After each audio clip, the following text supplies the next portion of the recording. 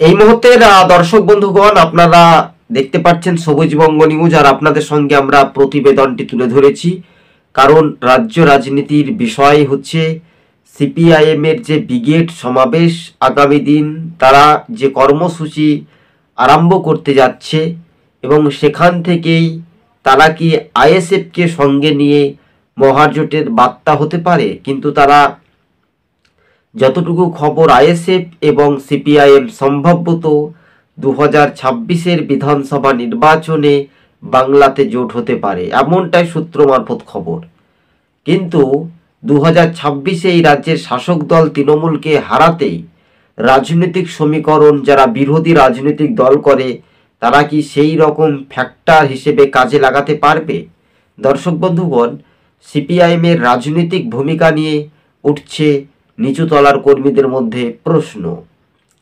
তবে দুটি কথা আপনাদের সঙ্গে আজকে আমরা প্রতিবেদনটি তুলে ধরছি, কেননা কার্যত সিপিআইএম তারা একলা চলো ডাক দেওয়ার একটা আলাদা রূপে নিচুতলার কর্মীরা কিংবা নেতাদের মতামত, কিন্তু আগামী দিন তাদের যে ব্রিগেড সমাবেশ, সেই যেমন সমবায়ে জয় হচ্ছে বা বিনা প্রতিদ্বন্দ্বিতায় জয় হচ্ছে, সেটাই একটা বড় ফ্যাক্টর নয়। বড় ফ্যাক্টরটা বিধানসভা নির্বাচনের ভোট কৌশলী হিসেবে বাংলার মসনদ 148টি আসনকে পেতে হবে, এটা একটা বড় একটা পাওনা।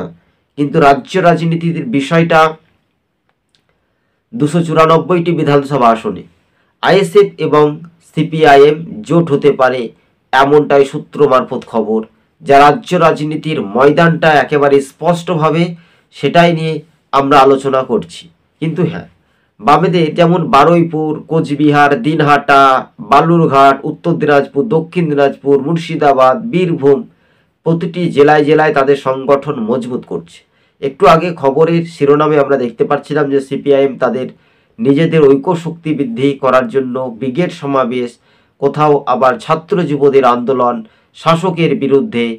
এই যে শাসকের দুর্নীতির বিরুদ্ধেই বামেদের যে আন্দোলনের স্বরূপ, সেটাই একটা ফ্যাক্টর হওয়ার চান্স কিন্তু দেখা যাচ্ছে। দর্শক বন্ধুগণ, আজকে ছিল আমাদের এই পর্যন্ত প্রতিবেদন।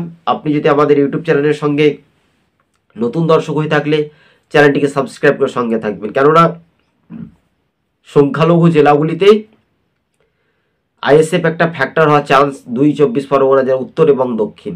কেননা এই কথাটি আমরা বলছি, তারা কিন্তু বেশিরভাগ ভোটে না জিতলেও সে ভোট অংশ অনুপাতে তারা কিন্তু সেকেন্ড থাকবে, অর্থাৎ তৃণমূল ও আইএসএফের মধ্যে লড়াইটা হতে পারে। কিন্তু মাঝখানে সিপিআইএম কতটা ফলাফল ভালো করবে এই বাংলাতে, সেটাই এখন দেখার বিষয়। তারা 0 আসন পেয়েছিল, বাম কংগ্রেস 0, আইএসএফ 1টি আসনে খাতা খুলেছিল। এবার আইএসএফকে সঙ্গে নিয়ে তারা জোটের এমনটাই বার্তা